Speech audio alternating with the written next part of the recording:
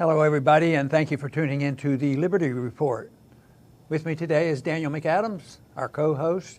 Daniel, good to see you. How are you this morning, Dr. Paul? Doing very well, and we're going to start off by talking about our president. That's right. In an article, it was in the Washington Post, and they provide only true articles, no fiction, no fake news, no fake news. But they said that there may be a little conflict between Trump and Bolton, and we shed a tear. No, we didn't do that. He's very frustrated, and Trump didn't like the way the coup turned out. He wants to win, and he wasn't against the coup. Obviously, he was supportive of the coup, but he wasn't happy with the outcome. So I think Trump, his character is that he is bold, but I think he always has a backup for whom to blame. You know, when you think about economics, it's going to be that Federal Reserve, rightfully so to some degree. So he has them. But right now, you know, it looks like the coup is a failure, and that's a blot on the record, and this sort of thing. We think it's a great deal that it didn't work out so well. But it said that he's very frustrated with this, and I was kidding about Daniel. I said, could they be watching our program? Do you think he's changing his policy? What do you think the odds are that Donald Trump even knows about the Liberty Report? A little bit of Fox News, a little bit of Liberty Report. You know, that would be the best way to start the morning. You're right. Well, we saw this. You probably did the same thing. I got up and flipped on Target Liberty, and Wenzel had this up there, and I looked at the headlines and thought, oh, that sounds great. And you get into the details, maybe not as much to cheer about. It was all unnamed sources, anonymous sources. But the long and short of it was, as you point out, the Venezuela coup didn't go like it was planned. They said that Trump is concerned that Bolton boxed him into a corner now. There's no policy. There's no way out of this whole thing because Maduro must go, just like Assad must go. It didn't go. See, I think when I try to analyze Trump's foreign policy, I admit it's impossible. I don't think anybody has ever worked out a perfect explanation for everything he does because it's back and forth, and it'll be an amazing event if he turns against Bolton. I'm not expecting that to happen. But Trump runs a foreign policy. I think there's a lot of bluster, a lot of intimidation, and certainly the use of sanctions and this sort of thing. But I think the bottom line is, but no body bags. Yeah. I think he's against the war. He doesn't like those body bags, but he doesn't quite understand that these are preliminary steps that can lead to a disaster. Not only body bags for us, but there's been body bags already in the last couple of years elsewhere, you know, due to our sanctions and what we have done. So, but I think that's the way he works, but in a way that's better than becoming more militant and said, oh, the coup failed, I'm not going to walk away from this and have the Marines there. We never predicted that would happen. I hope our prediction holds true. But I think his foreign policy is there is a lot of desire to be in charge of the empire and not diminish the empire. And he sees it as being very important. And from his viewpoint, he sees the establishment of the empire as being America. You know, his view of America is a little bit different than our view because I think of America being the understanding of what a country is like when civil liberties are protected and people are responsible. But others have a vision of how a country is great by showing how strong nationalistic you are and how other people respect you. So, and I think that a policy of this sort is more easily made successful when you control printing the world currency. So we've been able to get away with that, and we control the finances of that. But it's still, they have to deal with the foreign policy, and right now our biggest job is trying to expose the advisors to the president that fit in the category of neocon. At the beginning, we couldn't take the first 5 or 6 people and say, well, we knew a little bit, but we say 1, 2, 3, 4. We would identify him as a neocon. I don't think that would be quite so difficult now. Yeah, I think you're right. And you know, the problem is in Washington, for the Republicans, the neoconservatives are seen as the serious adults in the room. And for the Democrats, largely it's the humanitarian interventionists. They're the serious adults in the room. And I think Trump, is probably, I think it's safe to say, not a super deep thinker. And it's not an insult to him because there's nothing wrong with that. We don't need another Wilson in the office. But he's not a super deep thinker. He says, oh, yeah, I need some advice. So it's okay. Here are the serious folks in the room. Without realizing, unfortunately, or learning from history, that neocons lie all the time. The noble lie, Strauss, they exaggerate, they lie. Remember what they said when they were cajoling Bush? It'll be a cakewalk in Iraq, don't worry about it. Ironically, one of Trump's great successes in the campaign was when he looked at Bush's brother in the eye and said, your brother's war was a disaster, Iraq was a failure. And people couldn't believe a Republican candidate was saying that. So he got it then. But then he hired the same people who created that disaster. It's just hard to figure out. And they look at these failures as a technical thing, and they're momentarily there. It happens today and yesterday and last month, and it has to do with Venezuela. But they never look at the bigger picture of the overall policy that they're following. I see this, of course, as a continuation of the failure of a policy of interventionism. Yeah. But because they don't want to admit that, they're able to adjust their thinking. Yeah, well, we didn't know this would happen. We should have covered our bases here. It's just a technical problem, and that's why it failed. And we misled individuals because we thought we had a stronger opposition in Venezuela. Misjudgment, but it's really there. They go back and they will not think about their overall strategy and their policy. And we've mentioned that before because some of the same people like Bolton and others, these guys should know a lot about failure. Yeah, they should. But then the big question is, because some people would argue, and some days I have to think about it, maybe it's not a failure. Maybe some people like chaos, and maybe the goal is to disrupt and take over this sort of thing. And there's probably both in the administration, and that's how I guess things get damaged by your own friends, make it fail, even though the intentions were different. But I think when you're dealing with this, they ought to look at what are the odds of it working? I'd like to look at it constitutionally and morally, should we be doing it?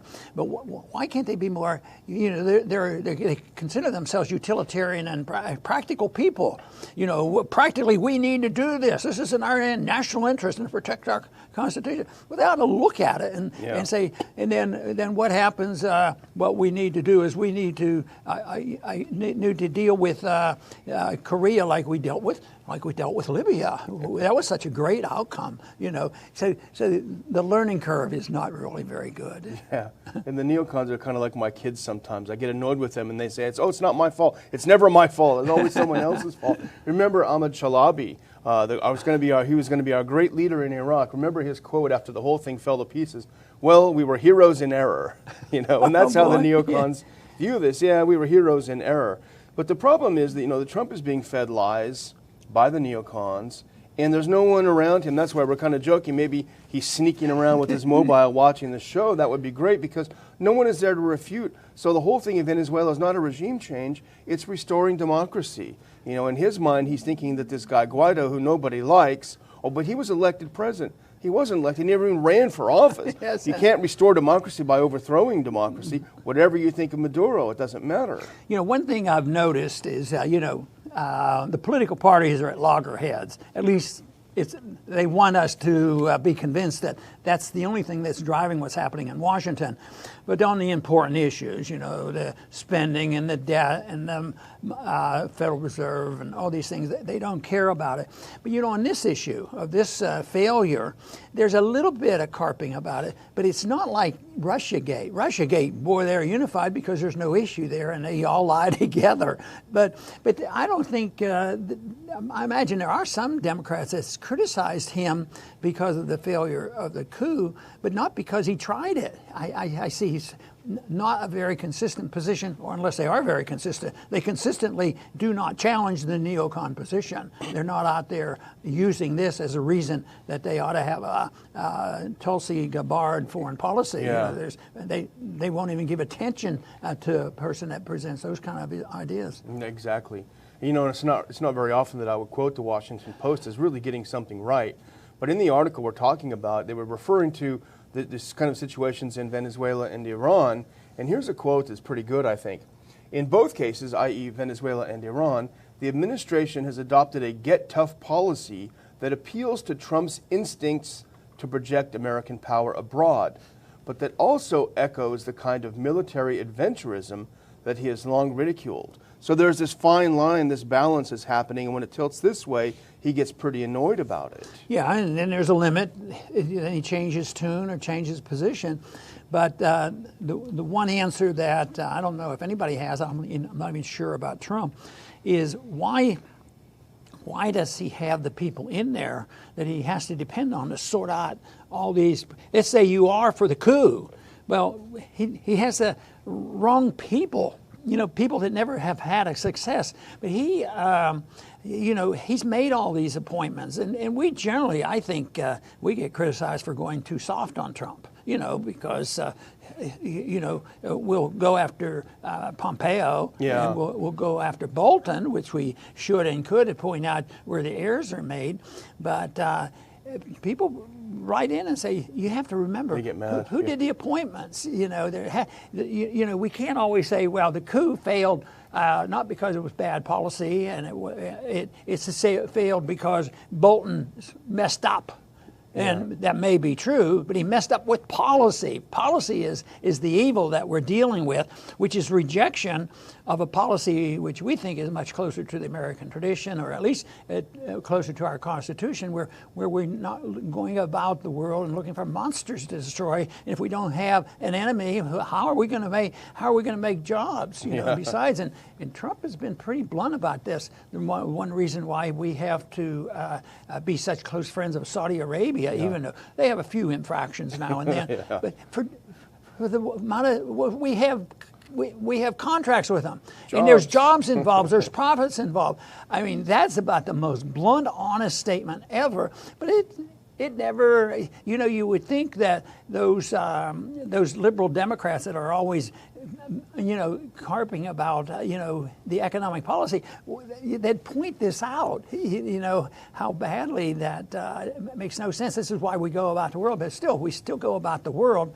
and we will end up in bankruptcy because the special interests are very, very powerful. If you notice that people, if they're in a presidential race or an important race, and they take a position, how many people are going to be annoyed? The leadership of the Republican Party, the Democrat Party, and sometimes you don't even get a whole lot of help from the Libertarian Party. And then you go and you have the media to deal with, and then you have the bureaucracy, which is very, very powerful. So yes, the odds are very bad, except the reason why I keep at this is that I really believe that ideas are very powerful, and bad ideas fail. And there has to be something presented, because if the bad people are out there and have the bad ideas and they have absolute control, and we know it's going to fail, if you don't do something to at least prepare people for what's coming in saying, is there an alternative?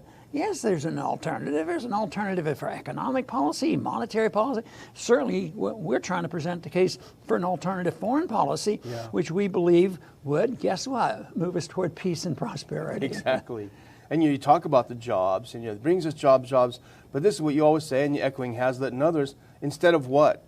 You have the military-industrial complex sucking out some of the greatest minds coming out of our universities in the sciences, and where we talked about Carter with the Chinese, instead of using these minds to develop things that really benefit our society and the world in general, you're sticking these greatest minds, you're giving them a ton of money and telling them, find new ways to kill people. It's just a terrible thing. And the other thing I wanted to comment on, when you said why we seem like we're soft on Trump, it's really, and a lot of people do say this and they're angry, it's really because we hold out hope. He's probably not going to do the right thing, but otherwise we just give up and pack up and forget the show. We hold out some hope that he might see the light and make some changes. And we'll continue to do that. I think there's only a few in the Congress and the Senate because you have too many people like Rubio who has a greater influence than most of the other senators. Look how much the attention he gets from the media when he comes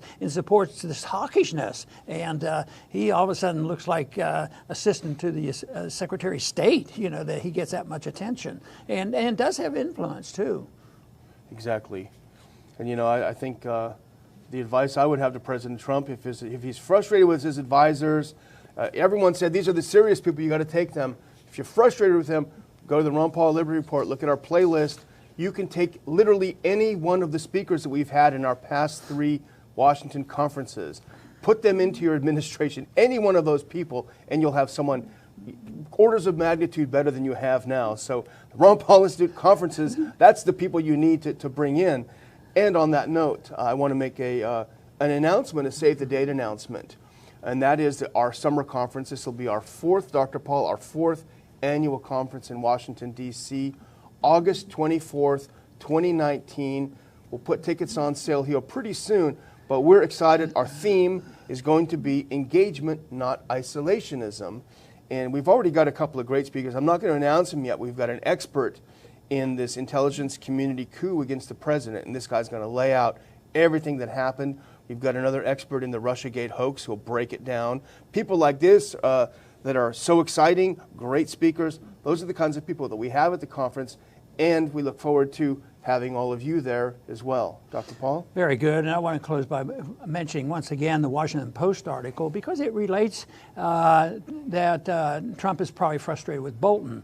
The source of all the information Daniel pointed out, how reliable, we don't know. But it's good news that the Post actually did it. And, you know, I've noticed that even the New York Times has occasionally, in the last 6 months or so, put out a little bit thing that's a little bit better than it used to be. And maybe reality is setting in, and maybe they think that telling the truth, there might be a market for telling the truth.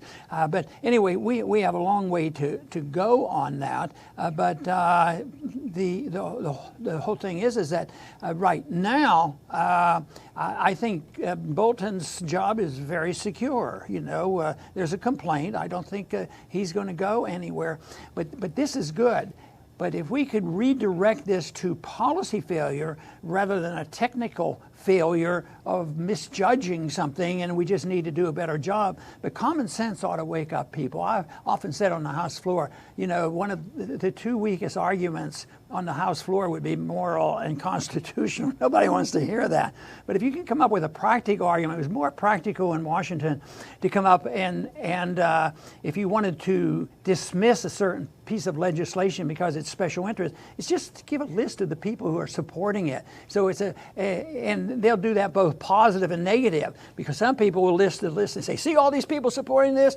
Well, there are my constituents, so they have to do that. This is what drives Washington, because the money drives Washington, and you wouldn't even have to worry about money driving Washington or anything else if you had the proper size government. There would be no incentive to waste all this money on people who would have no power and no clout. And yet it is. The elections are loaded with money, and people think, what we need to do is really crack down on how we finance campaigns. What we'll do is have the taxpayers pay for it, and then we shouldn't allow lobbyists just to walk in. Ron, you don't like what's going on, keep the lobbyists out. It's not going to work. They're going to get in one way or the other. The only way that'll work to get a more sensible government in all these policy positions would be to shrink the power of the government to pass out all these favors. It costs a lot of money. Since that's not likely to happen, it's going to happen anyway, because our side's going to win, because they're going to run out of money and they're going to run out of power, and there'll be a jubilee and there will be a liquidation of a lot of debt. We will reassess our values, and hopefully they'll come down on the side of peace driven by liberty. I want to thank everybody for tuning in today to the Liberty Report. Please come back soon.